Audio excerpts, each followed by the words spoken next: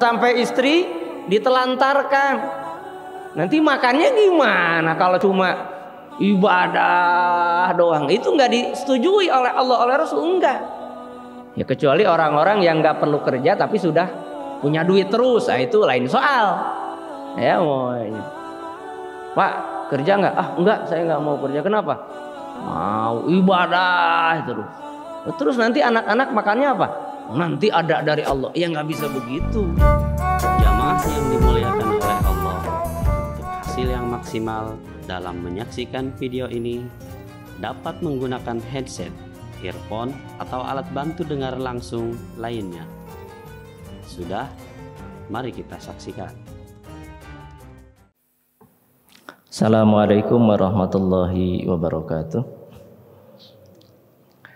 Bismillah, alhamdulillah, wassalatu wassalamu ala rasulillah, wala hawla wala quwwata illa billah. Allahumma rabbi shrah li sadri wa yassir li amri wahlul 'uqdatam min lisani yafqahu qawli, amma ba'd. Hadratil kiram, para jamaah, para bapak, para ibu, para pemirsa, alhamdulillah wa syukurillah, di pagi hari ini, di pagi hari yang ke-13 di bulan Ramadan tahun 1442 Hijriah, ba'da subuh, kita semua alhamdulillah wa syukurillah bisa melaksanakan sholat subuh secara berjamaah. Dan di kesempatan pagi hari ini kita akan berbicara tentang topik sesuatu yang sangat mungkin sudah umum kita bicarakan, yaitu terkait dengan puasa, ya. Nah, dalam kesempatan ini, ma'asyiral muslimin, Bapak Ibu jamaah yang berbahagia, secara bahasa arti puasa itu adalah al-imsak mutlakon, menahan diri, mengendalikan, menjaga diri, makna secara mutlak itu adalah arti dari puasa, ya. Secara syar'i, definisi dari puasa adalah al-imsaku bin niyati an sairil muftirat kal akli wa syurbi wal jima min tulu'il fajri ila ghurubis syams. Arti puasa secara istilah adalah menahan diri dengan niat, ya. Makanya kemudian ada sabda dari Nabi Muhammad SAW, man lam yubayyitis siyam fala siyamalahu. Orang yang tidak berniat berpuasa di malam hari, maka esoknya yang bersangkutan tidak dianggap berpuasa terkait dengan puasa wajib, ya. Esoknya tidak dianggap berpuasa. Kenapa? Karena butuh niat, ya. Jadi secara syar'i arti puasa adalah menahan dengan niat dari segala yang membatalkan, seperti makan, minum, berhubungan dengan pasangan, mulai dari terbit fajar sampai tenggelam matahari. Persisnya dari mulai waktu subuh sampai datang waktu maghrib. Jadi kalau umpamanya ada orang yang beberapa waktu itu sebelum datang ghurubus syamsi, sebelum datang waktu maghrib sudah berbuka, maka puasanya dianggap tidak sah.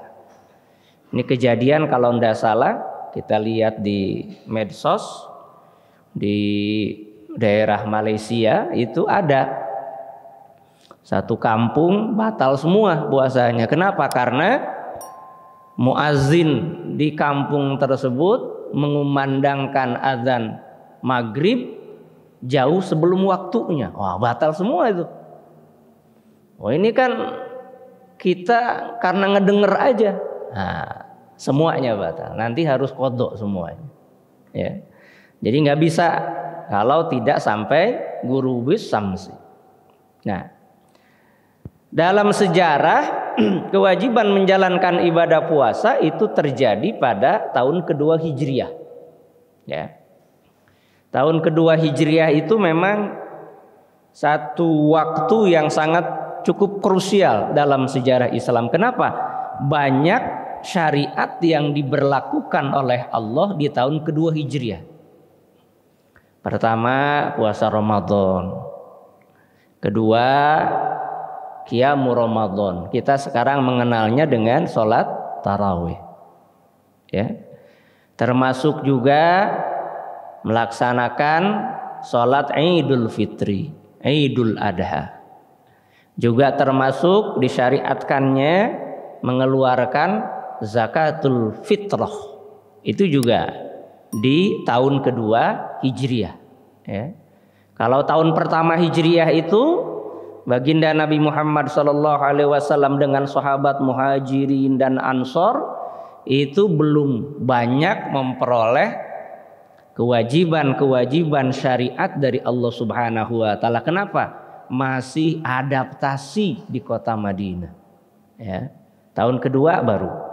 Nah, terkait dengan puasa ini, ma'asyiral muslimin, Bapak Ibu jamaah yang berbahagia, kita lihat dalam surat Al-Baqarah ayat 183 sampai 185, bahkan sampai juga 187 itu terkait dengan pembabakan kewajiban berpuasa kepada kaum muslimin, kaum mukminin.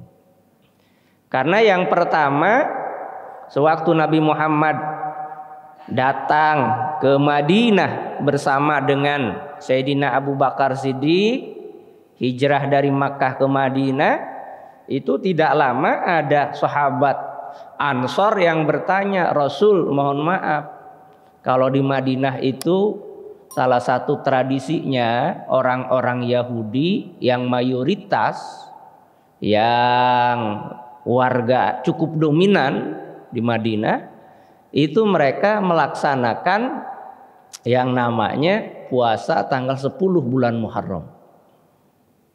Nah, kemudian Nabi minta agar salah seorang orang Yahudi itu diundang masuk atau diundang datang. Ditanya kemudian, kenapa kalian orang Yahudi suka melaksanakan puasa tanggal 10 bulan Muharram? Jawaban mereka, kami mentasyakuri diselamatkannya Nabi Musa alaihissalam oleh Allah dari kejaran Fir'aun. Maka dari zaman dahulu orang Yahudi itu setiap tanggal 10 bulan Muharram mereka berpuasa. Mendengar itu maka Nabi Muhammad bersabda, nahnu ahaqqu bi Musa, kami lebih berhak untuk melanjutkan syariat Nabi Musa karena Nabi Musa nabi dan aku pun kata Rasulullah itu seorang nabi. Ya. Memang kalau terkait dengan orang Yahudi Bapak Ibu itu diakui di dalam Al-Qur'an, orang Yahudi itu alimul ilma wa faqadul amal. Ini orang Yahudi. Orang Yahudi itu tahu ilmu tapi nggak ngamalin. Ya, orang Yahudi itu pinter-pinter. Mereka tahu ilmu tapi nggak ngamalin. Makanya kalau dalam surat Al-Fatihah ayat yang ke-7 itu kan ghairil magdubi. Al-magdubi itu adalah orang Yahudi. Kenapa mereka dibenci? Karena orang Yahudi tahu ilmu tapi tidak ngamalkan. Waladhdallin, orang yang tersesat siapa? Orang Nasrani. Kenapa? Karena orang Nasrani itu ngamal tapi nggak pakai ilmu. Nah, ini kita sebagai orang Muslim harus menghindarkan diri dari dua sifat ini. Yahudi itu punya ilmu nggak amal. Orang Nasrani ngamal nggak pakai ilmu. Ya. Kalau kita idealnya punya ilmu, ngamalin ilmu. Makanya saya ingat dulu waktu ada kiai itu di Jogja itu, beliau berkata semua ilmu harus diamalkan, kata beliau. Sudah beliau wafat, kemudian ada kiai berikutnya, kata beliau, semua amal harus berdasar ilmu. Wah, melengkapi itu.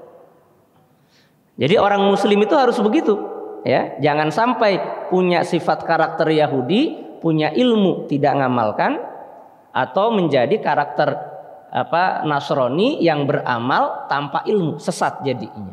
Nah, ini, ya. Kemudian apa, ma'asyiral muslimin? Tahun kedua baru turun ini surat Al-Baqarah ayat 183 yang maknanya syahrul Ramadanal a'udzubillahi minasyaitonirrajim bismillahirrahmanirrahim ya ayyuhalladzina amanu kutiba alaikumussyam. Baru tuh. Tapi pemberlakuannya masih elastis. Kenapa masih disebutkan elastis? Karena faman kana minkum maridun aw ala safarin fa iddatum min ayyamin ukhra wa 'alal ladzina yutiqunahu fidyatun ta'amun miskin. Orang yang mampu tapi enggak mau melaksanakan puasa di bulan Ramadan itu masih difasilitasi dengan catatan yang bersangkutan harus membayar fidyah. Dulu awalnya begitu, masih diperbolehkan. Ya. Kemudian nanti tambah sempurna pada surat Al-Baqarah ayat 187. Karena sebelumnya orang muslim itu kalau mereka sedang berpuasa di bulan Ramadan, orang muslim itu kalau malam bila mana sudah terpejam matanya, sudah tertidur, tidak boleh makan dan minum lagi, tidak boleh berhubungan dengan pasangannya lagi. Turun Al-Baqarah ayat 187, a'udzubillahi minasyaitonirrajim, uhilla lakum lailatas syiyamir rafasu ila nisaikum. Al-ayah. Boleh mulai situ. Ya. Nah, ma'asyiral muslimin, Bapak Ibu jamaah yang berbahagia, sekarang kita lihat bagaimana sabda-sabda baginda Nabi Muhammad SAW terkait dengan puasa ini. Yang pertama, dalam hadis riwayat muttafaq alaih, sumbernya dari Ibnu Umar radhiyallahu anhuma. Baginda Nabi Muhammad bersabda, "Bunyal Islamu ala khamsin, syahadati alla ilaha illallah wa anna Muhammadar Rasulullah, wa iqamis salati wa ita'iz zakati wa hajjil baiti wa shaumi Ramadan." Ini kata Rasulullah.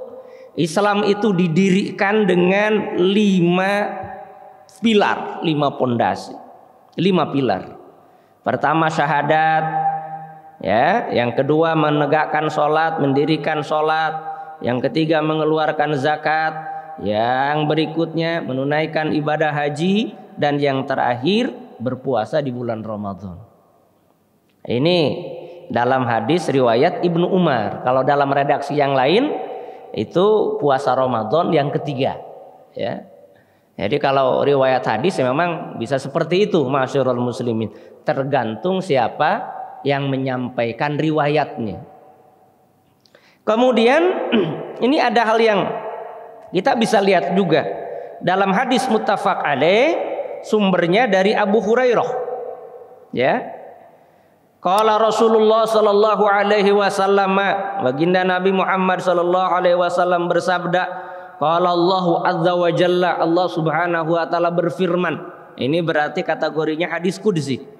Kullu amal ibni adam lahu illa shauma fa innahu li wa ana ajjibih. Semua amal perbuatan manusia itu diperuntukkan, itu diganjar langsung untuk yang bersangkutan, kecuali puasa, karena sesungguhnya puasa itu untukku dan aku yang akan membalasnya. Wasiyamu junnatun, puasa itu adalah perisai. Fa idza kana yaumu shaumi ahadikum, maka ketika ada hari berpuasa salah satu kalian, fala yarfus wala yashab, jangan berkata kotor dan jangan berteriak-teriak. Itu diantara larangannya. Jangan berkata kotor, jangan berkata kotor itu maksudnya jorok, ya. Jangan berkata jorok, ya. Fa in sabahu ahadun aw qatalahu, seandainya yang bersangkutan dicaci oleh orang lain, bahkan mau diajak berantem, diajak perang, diajak gelut, falyakul inni shaim, maka harus katakan saya sedang puasa. Artinya apa? Harus bisa mengendalikan diri.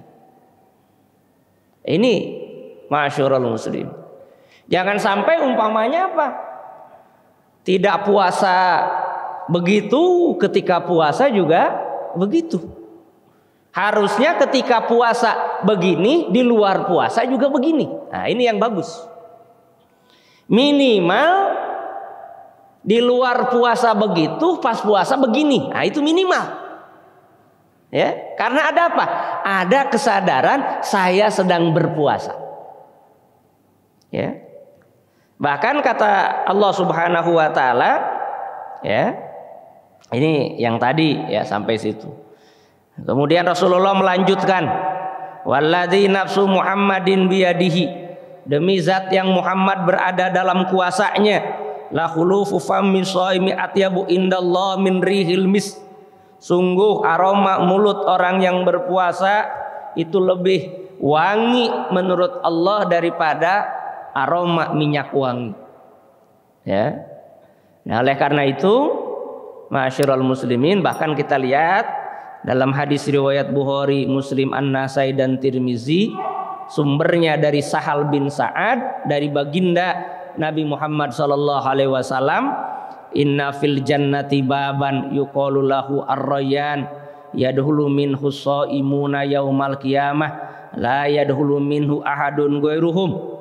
Sesungguhnya di surga ada pintu yang disebut ar-rayyan, yang masuk dari pintu itu menuju surga di hari kiamat orang-orang yang berpuasa, la yadkhulu minhu ahadun ghairuhum. Tidak ada orang yang masuk ke dalam surga lewat pintu ar-rayyan selain orang-orang yang berpuasa. Sebab apa?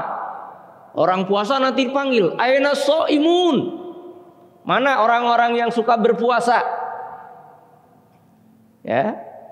Kalau mereka udah ngacungkan tangan berdiri, masuk surga lewat jalur pintu ar-rayyan. Kalau semua udah masuk, ughliqa falam yadkhul minhu ahadun. Pintu itu ditutup dan tidak ada orang yang masuk ke dalam surga lagi lewat pintu ar-rayyan. Ini luar biasa ya.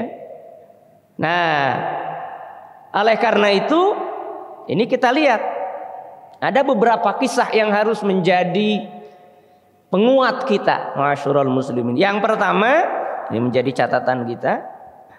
Dahulu pernah ada du'iya a'rabiyun. Dahulu pernah ada seorang A'rabi. A'rabi itu orang Arab udik, orang Arab ndesok bahasa kita ini. Orang Arab yang tinggalnya bukan di kota tapi di pedalaman gurun pasir dan lain sebagainya. Yang bersangkutan suatu kali du'iya a'rabiyun ila ta'ami fi yaumi syadidil har. Ada seorang A'rabi diundang makan-makan di hari yang sangat panas teriknya. Ya, diundang makan. Ketika yang bersangkutan datang diundang makan, dia berkata, "Inni shaim." Mohon maaf, Pak, saya datang namun saya tidak makan karena sedang puasa. Nah, ini luar biasa ya. Faqalu lahu, maka orang-orang ngomong sama si A'rabi tadi, atasumu fi hadal yaumil hari wa anta bil badiyah? Apa engkau berpuasa di hari sekarang yang sangat terik, panas luar biasa, padahal engkau ada di pegurunan, ya, di Sahara, di gurun pasir yang sangat panas luar biasa. Apa jawabannya? Ini sederhana jawabannya. Inna dunya kanat walam akun fiha. Pak, Bu, mohon maaf. Dunia ini sudah ada ketika saya belum lahir. Nanti kalau saya mati, dunia juga masih ada. Ya. Wala uhibbu an aghbana ayyami. Namun saya tidak ingin menyia-siakan hari yang dianugerahkan oleh Allah kepada saya. Apa maknanya kata dia? Saya mau puasa atau tidak, dunia ini ya ada begini. Sebelum saya lahir belum puasa, dunia begini adanya. Nanti kalau saya mati, saya tidak puasa, dunia begini. Jadi persoalannya bukan masalah panas teriknya matahari, bukan, terkait dengan hidup sayanya sekarang di dunia. Ya, ini hebat ini. Nalar logika yang dibangun oleh Arabi tadi hebat. Ya. Karena yang bertanya itu berbicara tentang masalah panasnya terik matahari yang sedang ada di gurun Sahara. Ini yang pertama, ma'asyiral muslimin. Kemudian kita lihat lagi ada kisah. Dahulu di zaman Rasulullah sallallahu alaihi wasallam ada 2 orang perempuan yang berpuasa, ya. Kemudian di suatu sore yang bersangkutan itu merasa kepayahan, hampir-hampir pingsan. 2 orang perempuan ini hampir-hampir pingsan.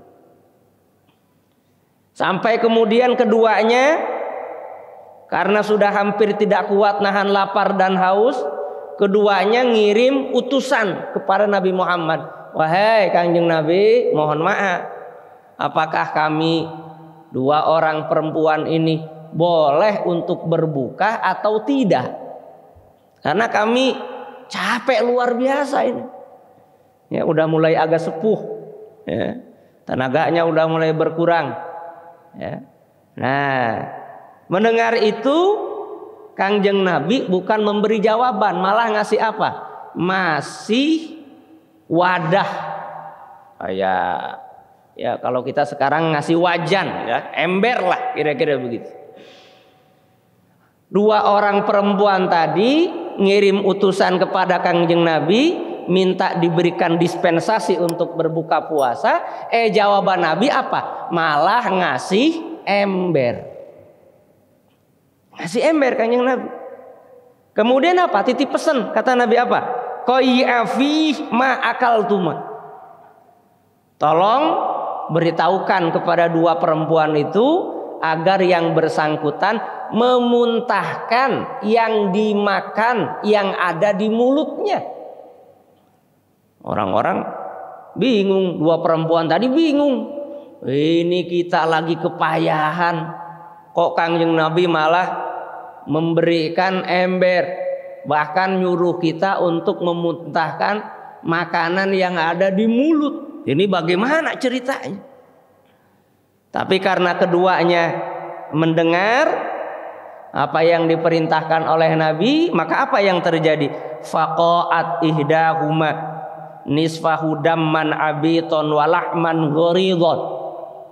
Maka kemudian salah satu dari keduanya memuntahkan apa yang ada di mulutnya. Yang keluar ternyata apa? Bukan korma, bukan anggur, apalagi kolak, bukan. Biji salak juga bukan. Apa yang keluar? Ternyata yang keluar darah yang muncrat sama daging yang seger. Ya. Darah sama daging yang keluar dari mulut salah satu si perempuan tadi. Sampai ember itu terisi setengahnya oleh satu muntahan si perempuan tadi. Kemudian yang satunya muntah lagi, mengeluarkan apa yang ada di mulutnya. Ketika yang satu lagi mengeluarkan yang ada di mulutnya, yang keluar apa? Darah dan daging yang seger. Sampai kemudian ember itu penuh oleh darah dan daging. Ya. Melihat itu, orang-orang yang ada di sekitarnya bingung. Ini kapan makannya ini? Kapan makan? Padahal kelihatan 2 perempuan itu sedang kepayahan menjalankan ibadah puasa. Tapi kok ketika diperintahkan oleh Nabi untuk muntah, keluar darah dan daging. Bukan karena sakit umpamanya, ya? Bukan karena sakit. Nah, mendengar itu, melihat itu, baginda Rasulullah sallallahu alaihi wasallam bersabda, hatani somata amma ahallallahu lahuma waftaratu ala ma harramallahu ta'ala alaihima. Bapak-bapak, ibu-ibu, jangan kaget, jangan bingung. Dua perempuan ini berpuasa menahan diri dari perkara yang dihalalkan oleh Allah.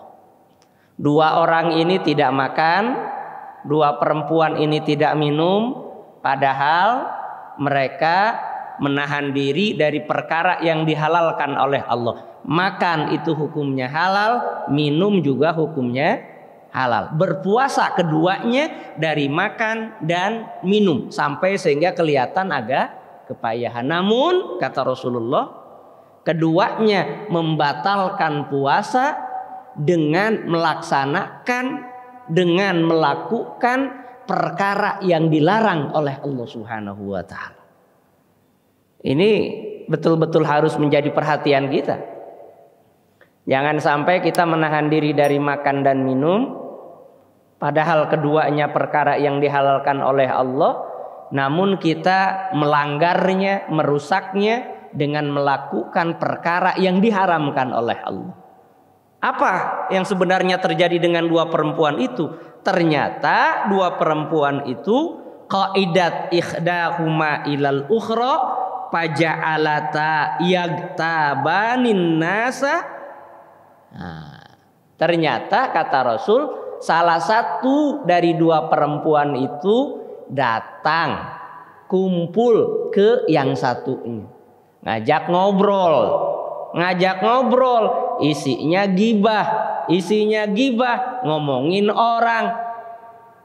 Karena ngomongin orang itu dikatakan oleh Allah Subhanahu wa taala seperti orang yang memakan daging saudaranya, langsung ditunjukkan oleh Allah, diperlihatkan oleh Rasul, orang yang menggibah orang lainnya di bulan Ramadan, maka sebenarnya dari segi hakikat yang bersangkutan sudah tidak berpuasa lagi. Artinya tidak mendapat pahala atas puasa yang dikerjakannya. Ini betul-betul harus kita perhatikan. Apalagi di zaman sekarang ini. Medsos berkeliaran, WA luar biasa. Ya, umpamanya. Kadang-kadang kita mungkin lihat YouTube, lihat apa. Yang itu sebenarnya perkara-perkara yang diharamkan oleh Allah Subhanahu wa taala. Apalagi kalau sampai hoak, apalagi kalau sampai gibah, apalagi kalau sampai namimah, adu domba, apalagi kalau sampai buhtan. Nauzubillah summa nauzubillah. Puasa kita tidak akan bernilai pahala di hadapan Allah. Ya. Nah, ma'asyiral muslimin, Bapak Ibu jamaah yang berbahagia. Kisah yang ketiga dulu diceritakan oleh Abu Musa al-Asy'ari. Abu Musa ini kita ingat termasuk sahabat Rasulullah sallallahu alaihi wasallam, termasuk ulama dari kalangan sahabat. Abu Musa al-Asy'ari itu orang yang cukup sepuh. Beliau terkategori sebagai ulama dari kalangan sahabat. Beliau yang nanti dalam peristiwa perang Tahkim, perang antara Sayyidina Ali melawan sahabat Muawiyah bin Abi Sufyan, itu yang dipilih oleh Sayyidina Ali untuk menjadi ketua juri runding dalam peristiwa Tahkim melawan Amr bin As. Ya, jadi beliau luar biasa ulamanya. Kata beliau apa? Raqibnal Bahra. Pernah kami itu naik kapal. Fabainama nahnu nasiru fi lujjatil bahr wa qad rafa'na syira.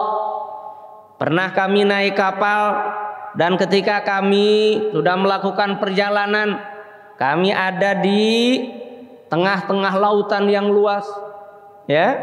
Waktu itu layar sudah diangkat, udah mau bergerak menuju kemana. Di tengah laut itu wala nara jaziratan wala syai'an. Kami tidak melihat pulau, tapi tidak melihat daratan. Yang ada sepanjang yang dilihat itu adalah air, dan itu pun dalam kondisi gelap gulita. Ya. Apa kata beliau? Idnahnu bimunadin yunadi. Tiba-tiba kami mendengar ada suara yang ngomong, yang manggil. Ya ahlas safinah kifu ukhbirukum. Wahai kalian orang-orang yang ada di dalam kapal, tolong berhenti. Aku akan mengabarkan sesuatu kepada kalian. Ini kalau kita di zaman begitu mungkin udah, ini suara dari mana ini? Ya, karena zaman itu belum ada teknologi secanggih sekarang. Maka apa? Kami berhenti, tapi kami tidak melihat siapa-siapa, dan kami tidak melihat apa-apa, kata Abu Musa al-Asy'ari. Kami tidak melihat, ya. Sampai kemudian yang minta berhenti itu 7 kali manggil. Berhenti, saya mau ngomong sesuatu. Berhenti sampai 7 kali. Setelah 7 kali, apa kata Abu Musa al-Asy'ari? Walasna ya hadza qad tara ma nahnu fi walasna nastati'u an nahtabisa alaik. Wahai engkau orang yang berkata-kata, engkau mungkin melihat kami, tapi kami tidak melihat engkau. Apa yang sebenarnya akan engkau sampaikan kepada kami? Ya. Kemudian apa kata orang yang suaranya doang yang kedengaran? Ala ukhbirukum biqada'in qadallahu ta'ala ala nafsi. Wahai kalian orang-orang yang ada di dalam kapal, mau nggak aku kasih tahu kepada kalian tentang satu ketentuan yang sudah ditakdirkan oleh Allah Subhanahu wa taala pada zatnya? Mau nggak kira-kira? Mau? Ya, mau jawaban. Apa yang disampaikan oleh orang tadi? Fa innallaha ta'ala qada ala nafsihi annahu ma min abdin azma'a nafsahu fi yaumin harin illa arwahullahu ta'ala yaumal qiyamah. Sesungguhnya Allah Subhanahu wa taala telah menentukan untuk dirinya, Allah sudah memutuskan pada zatnya bahwasanya tidaklah ada seorang hamba yang berpuasa pada hari yang panas. Ya. Ini kalau kita, alhamdulillah, kita di Indonesia alhamdulillah, sepanas-panasnya di kita masih tetap adem, apalagi masih banyak hujan yang turun. Ya. Nah, ini alhamdulillah. Namun kalau berdasarkan hadis ini, barang siapa yang berpuasa di tengah hari yang panas, maka apa jaminan dari Allah Subhanahu wa taala? Nanti di hari kiamat Allah akan memberikan kesegaran untuk yang bersangkutan dikala masyarakat yang lainnya sedang dalam kondisi kehausan yang luar biasa. Makanya sesekali ketika kita mengalami puasa dalam kondisi panas, ya gitu harus disyukuri. Kenapa? Bisa jadi itu salah satu ikhtiar yang dianugerahkan oleh Allah agar kita kelak di hari akhirat nanti disegarkan tubuh kita dari rasa haus yang luar biasa. Ya, karena kalau di akhirat nanti nggak ada orang yang ngasong minuman, nggak ada toko yang buka, nggak ada tukang cendol, nggak ada. Ya, dari mana orang bisa segernya? Dari amal perbuatan dirinya yang dianugerahkan oleh Allah Subhanahu wa taala. Ini ma'asyiral muslim. Kemudian ada lagi kisah yang berikutnya. Ini kisah yang monumental ini. Terkenal, ya. Di mana ma'asyiral muslimin dikisahkan oleh Abdullah bin Amr bin As. Ya. Kata beliau apa? Kuntu rajulan mujtahidan fazawwajani abi imra'atan. Fazawwajani abi imra'atan. Dulu aku itu seorang lelaki yang kuat, gagah perkasa. Ini kata Abdullah bin Amr bin As. Kemudian setelah waktunya tiba, aku dinikahkan oleh bapakku kepada seorang perempuan yang cantik rupawan. Setelah aku menikah sekian lama, suatu kali ayahku Amr bin As main ke rumah. Ketika ayahku datang ke rumah, kebetulan aku sedang di luar rumah, kata Abdullah bin Amr bin As. Lantas ayahku bertanya kepada istriku, wahai Ananda, kaifa tajidina ba'lak, bagaimana suamimu itu, anakku gimana? Dia baik enggak? Dia galak enggak? Dia suka romantis enggak? Macam-macam lah ditanya. Bagaimana anakku itu, wahai mantuku? Ditanya begitu. Jawaban dari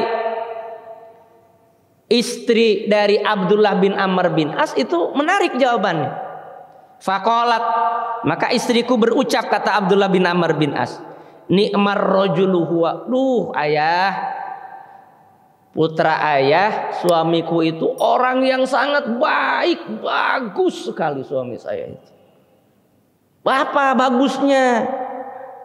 Rajulun la yanamu wa la yuftiru.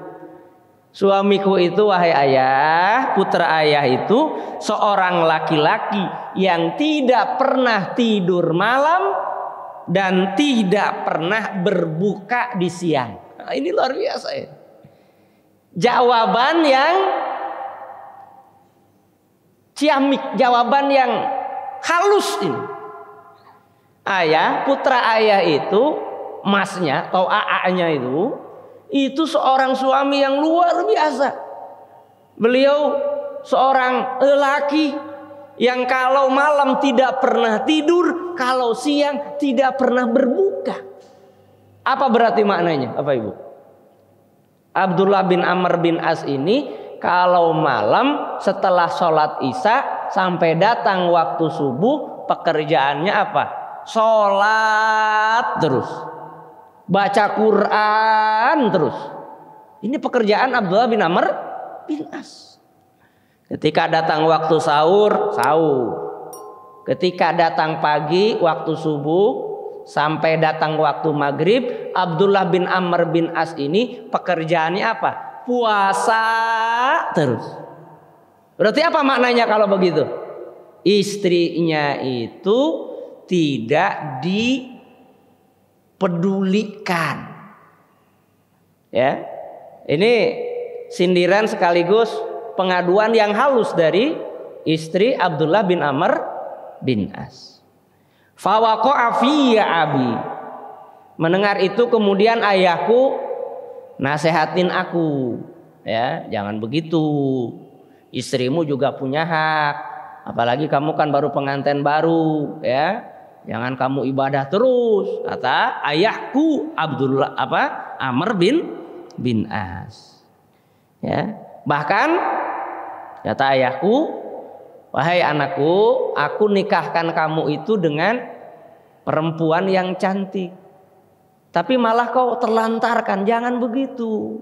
Kasihan. Hak yang bersangkutan juga untuk tidak diterlantarkan.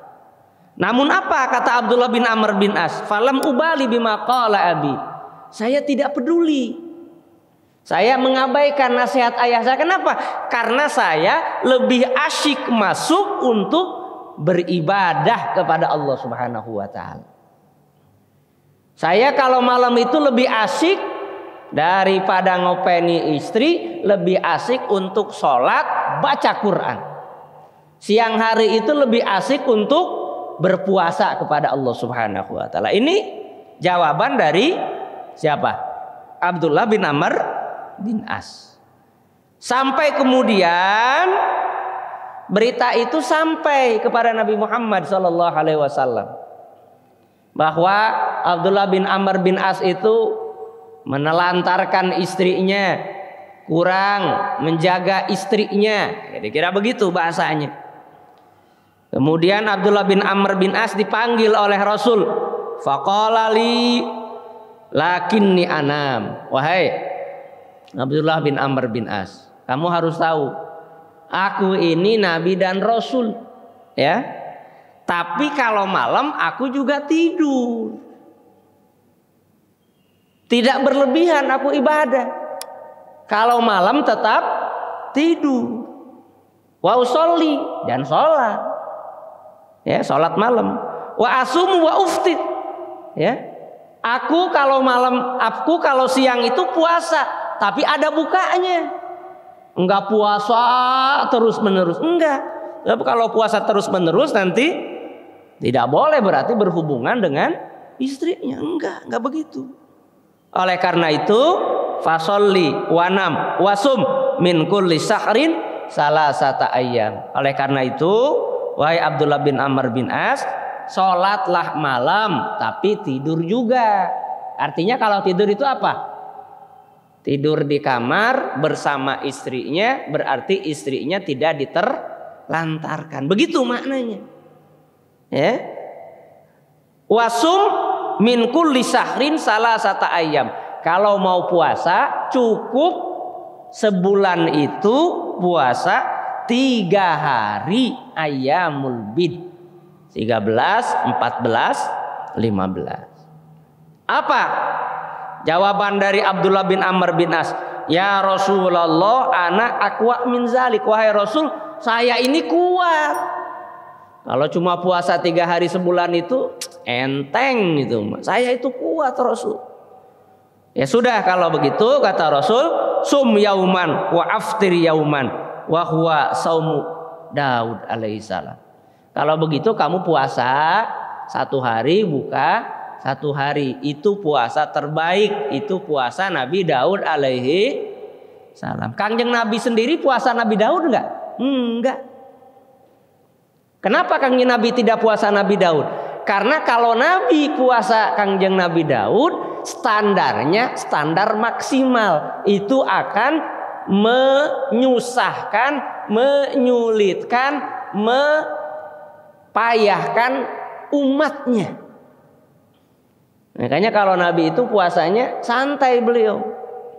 Kalau habis sholat begini, puasa sunnah itu pulang ke rumah, nanya sama istrinya, wahai istriku, ada sarapan nggak yang bisa dimakan pagi ini? Ada Rasul, makan Rasul, berarti nggak puasa. Keesokannya kalau Rasul pulang dari masjid, datang ke rumah, wahai istriku, apakah hari ini ada makanan yang bisa dimakan? Aduh, mohon maaf Rasul, tidak ada makanan yang bisa dimakan. Ya sudah, kalau begitu saya puasa. Begitu Rasul. Jadi oleh karena itu Rasul tidak pernah puasa Nabi Daud. Sebab kalau Nabi Muhammad puasa Nabi Daud, nanti kita susah umatnya. Kita mah bisa menuruti puasa Senin Kemis saja sudah alhamdulillah. Ya. Nah, kemudian apa setelah itu? Baik Rasul. Jadi akhirnya Abdullah bin Amr bin As itu puasanya puasa Nabi Daud, diselang-seling. Ya. Wa qala li, dan Rasul bertanya kepadaku, fikam taqra'ul Qur'an? Wahai Abdullah, engkau baca Quran berapa hari? Atau bukan berapa hari sekali, tamat baca Quran berapa hari? Ya, tamat baca Quran berapa hari? Nah, jawaban dari Abdullah bin Amr bin As apa? Fi yaumaini walailaitaini. Fi yaumaini walailataini. Rasul, saya khatam baca Quran itu 2 hari 2 malam. Khatam baca Quran. Kira-kira kita ada nggak? Ini kerjaannya apa? Kerjaannya baca Quran terus itu. 2 hari 2 malam selesai. Kita mah udah 13 hari aja udah alhamdulillah. Udah kok Ustadz. Udah apa? Pegang-pegang mah udah alhamdulillah. Ya pegang juga lumayan lah. Daripada megang nggak pernah bulan Ramadan. Ya. Ini mah apa?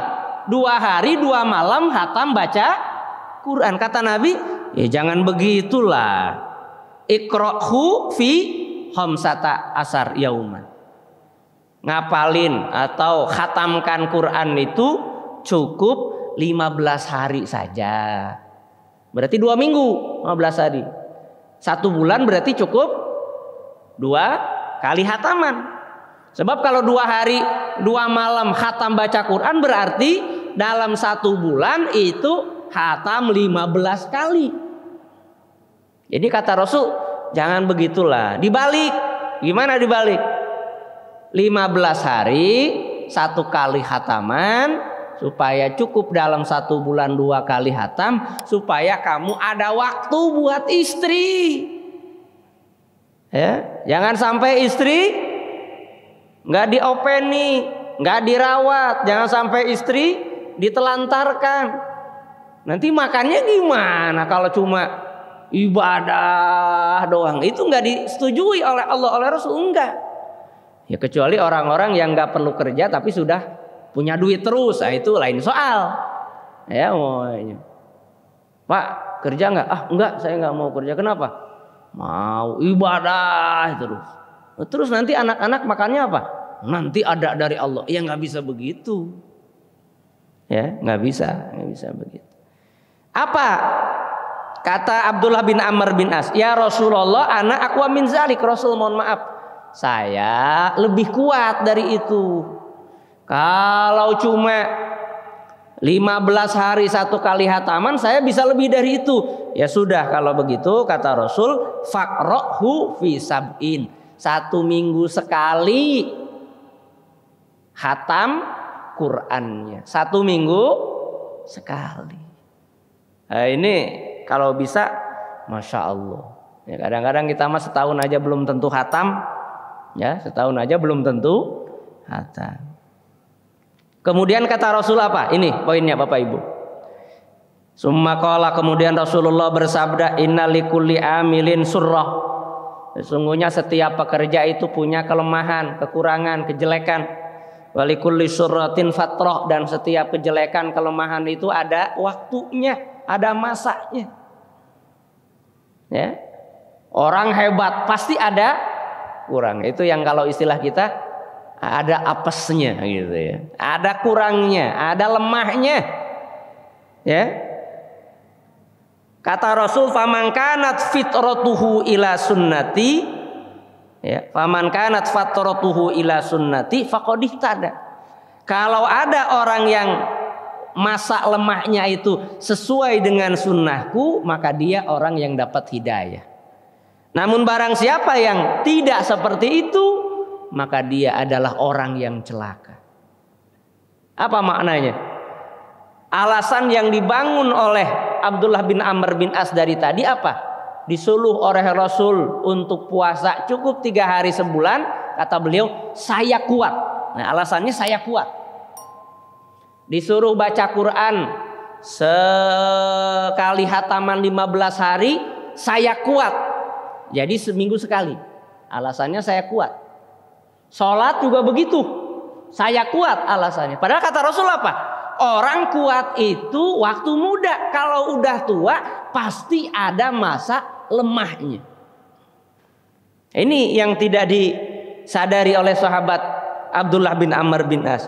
Sampai kemudian beliau merasa apa? Sekarang saya udah sepuh, udah tua, udah lemah. Saya nyesel kenapa dulu tidak ngikuti langsung apa yang dikatakan oleh Rasulullah Shallallahu Alaihi Wasallam. Kalau dulu umpamanya puasa 3 hari dalam 1 bulan, itu sampai tua juga mampu. Kalau puasa Nabi Daud, hari puasa besok enggak, hari ini puasa besok enggak, itu hanya orang-orang yang punya kuat fisik yang hebat. Tapi kalau puasa 3 hari dalam 1 bulan, dari masa muda sampai tua itu bisa istiqomah. Kalau baca Quran khatam 2 minggu sekali, 15 hari umpamanya, itu orang muda sampai orang tua bisa, dan itu istiqomah. Karena kalau masih muda bisa 7 hari, kalau udah tua udah susah. Ini yang kemudian diakui penyesalan oleh Sayyidina Abdullah bin Amr bin As. Namun Tentu hikmahnya ada.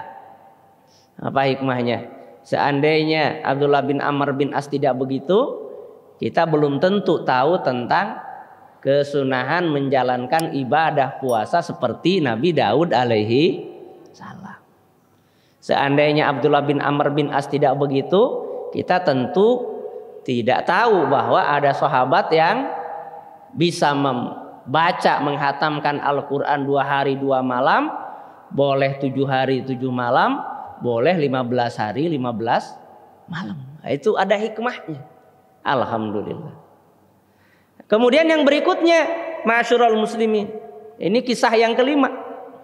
Ini poin yang sangat menarik juga, harus kita perhatikan. Sumbernya dari Jabir bin Abdullah. Kunna julusan inda Rasulillah sallallahu alaihi wasallam faqala lana.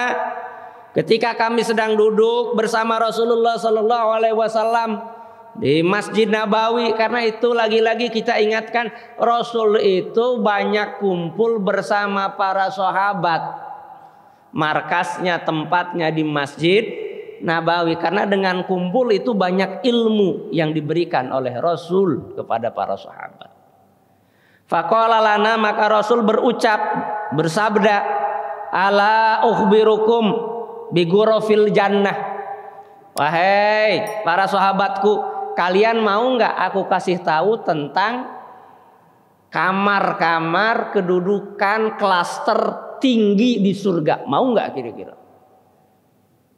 Jawaban para sahabat, bala ya Rasulullah, bi abaina anta wa ummahatina. Tentu kami mau Rasul. Tebusannya ayah dan ibu kami. Jadi orang Arab itu kalau menunjukkan keseriusan, mereka ngomongnya apa? Bi abi anta wa ummi, atau bi abaina anta wa ummahatina. Nyebut bapak dan ibu. Kalau nyebut bapak dan ibu berarti udah luar biasa. Itu kebiasaan orang Arab. Apa kata Rasul?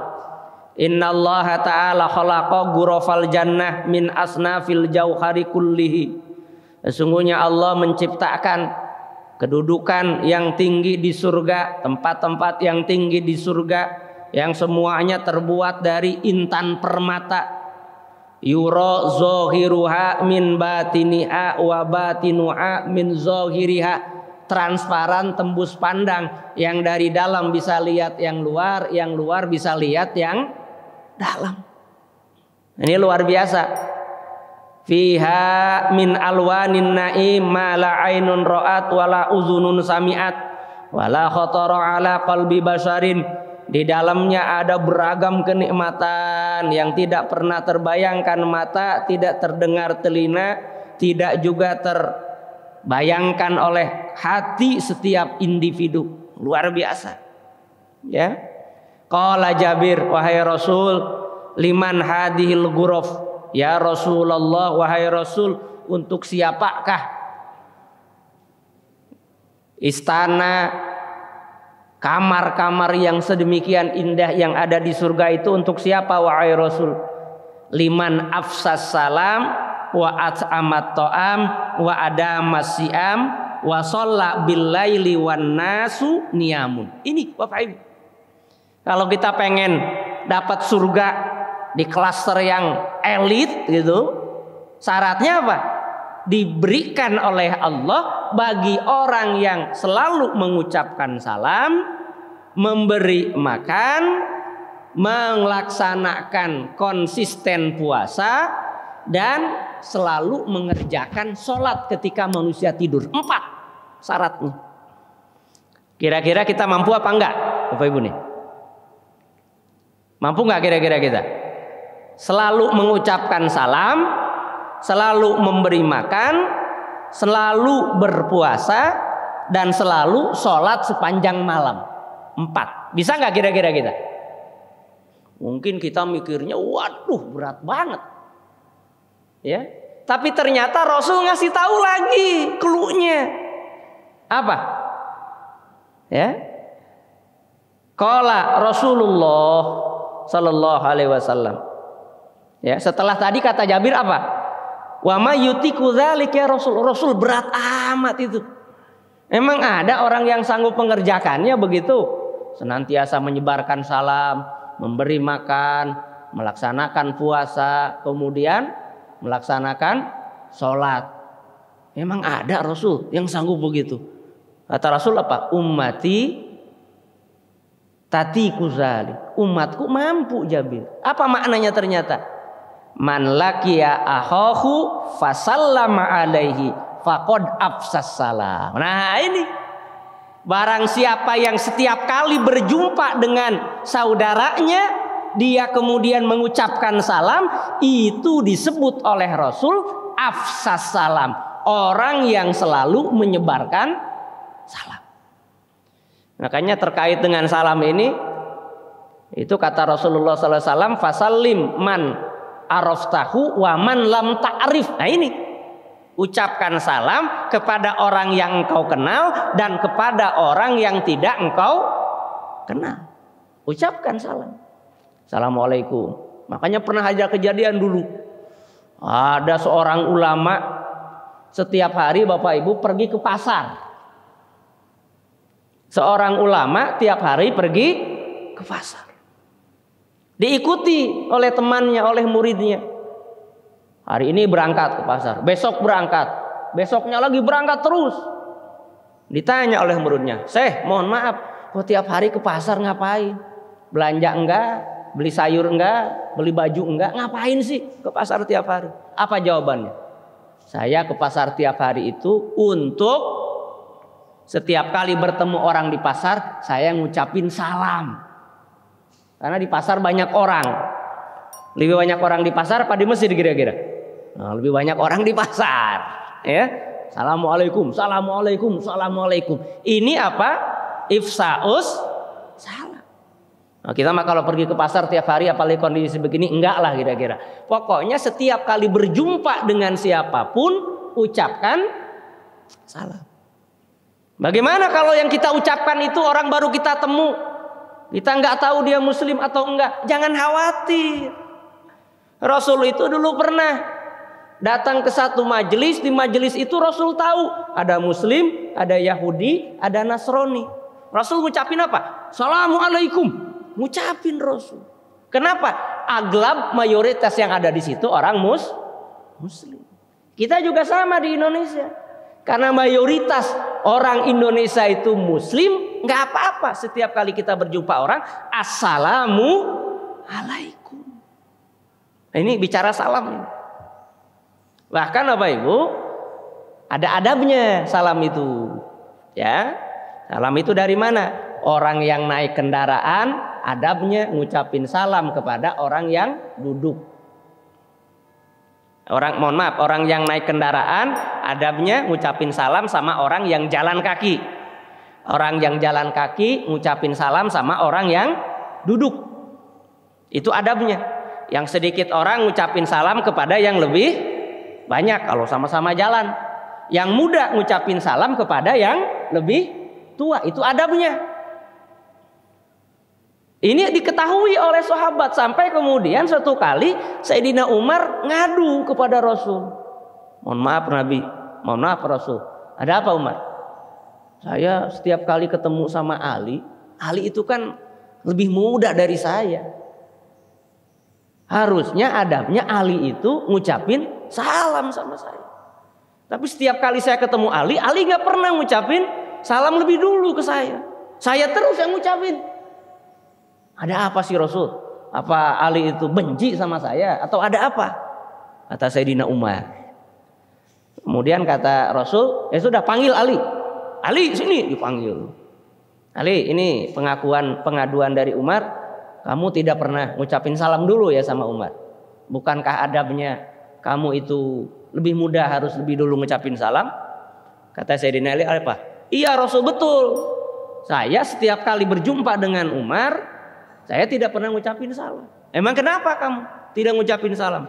Sewot, benci, marah, cemburu atau apa? Nah, Sayyidina Ali jawab, karena beliau itu orang pintar Sayyidina Ali. Mohon maaf Rasul, saya itu kan pernah dengar sabda dari baginda Rasul. Barang siapa yang ngucapin salam lebih dulu, maka Allah Subhanahu wa taala nanti di akhirat akan membangun satu istana yang akan diberikan kepada orang yang ngucapin salam lebih dulu. Dan saya ingin agar Umar punya istana di surga lantaran lebih dulu ngucapin salam kepada saya. Oh, begitu. Beres, udah diklarifikasi. Ini ifsa'us salam. Penting. Ya, assalamualaikum, assalamualaikum. Dan kalau kita diucapin salam, itu jawabannya harus minimal sama, lebih bagus, lebih banyak. Jadi kalau umpamanya A, assalamualaikum, jawaban B, itu yang ideal apa? Waalaikumsalam warahmatullah. Assalamualaikum warahmatullah. Waalaikumsalam warahmatullahi wabarakatuh. Itu yang paling bagus. Ya, minimal apa sama? Assalamualaikum warahmatullahi wabarakatuh wa maghfiratuh wa ridwan. Habis tuh. Kita jawabannya sama. Waalaikumsalam warahmatullahi wabarakatuh wa maghfiratuh wa ridwan. Nah, itu jawaban minimal. Ifsa'us salam. Yang kedua, ini menarik ini Bapak Ibu. Memberi makan harus sering terus-menerus memberi makan. Apa maknanya? Wa man at'ama ahlahu wa iyalahu minat ta'ami hatta yushbi'ahum faqad at'amat ta'am. Barang siapa yang memberi makan istri dan anaknya, apalagi keluarganya, sampai mereka merasa cukup, maka itu disebut oleh Rasul sebagai orang yang senantiasa ngasih makan. Berarti kalau begitu setiap orang bisa nggak ngasih makan? Bisa. Ini yang kedua. Yang ketiga, barang siapa yang berpuasa Ramadan kemudian puasa 3 hari setiap bulan, maka dia disebut faqad ada masyam. Dia disebut orang yang senantiasa mengerjakan puasa. Bisa. Ramadan kita kerjakan setiap bulan 13, 14, 15 kita berpuasa. Berarti puasa terus-menerus. Yang terakhir, wa man shallal isya'a wal fajra fi jama'atin faqad shalla bil laili wan nasi niyamun wan nasu niyamun. Barang siapa yang sholat isya dan sholat subuh secara berjamaah, maka sungguh yang bersangkutan telah melaksanakan sholat sepanjang malam dikala manusia sedang tertidur. Bisa nggak kalau begitu kita sholat isya sama subuh berjamaah? Bisa. Penjelasannya dari Nabi. Jangan menafsirkan sendiri. Pusing kita kalau menafsirkan sendiri. Alhamdulillah. Oleh karena itu, Ma'asyiral muslimin Bapak Ibu jamaah yang berbahagia, ini terkait dengan puasa ya. Ini mudah-mudahan kita semuanya terkategori oleh Allah Subhanahu wa taala tadi orang yang kelak diberikan oleh Allah surga di akhirat nanti. Amin ya Allah ya rabbal alamin. Mudah-mudahan kita dipanjangkan umur, mudah-mudahan kita diberikan kesehatan, mudah-mudahan kita semuanya diberikan kekuatan untuk senantiasa melaksanakan segala perintah Allah dan menjauhi segala larangannya. Amin amin ya Allah ya rabbal alamin. Demikian ma'asyiral muslimin yang bisa disampaikan, mudah-mudahan ada manfaatnya. Mohon maaf atas segala kekurangan. Akhirul kalam, wabillahi taufiq wal hidayah, war ridha wal inayah. Wassalamualaikum warahmatullahi wabarakatuh.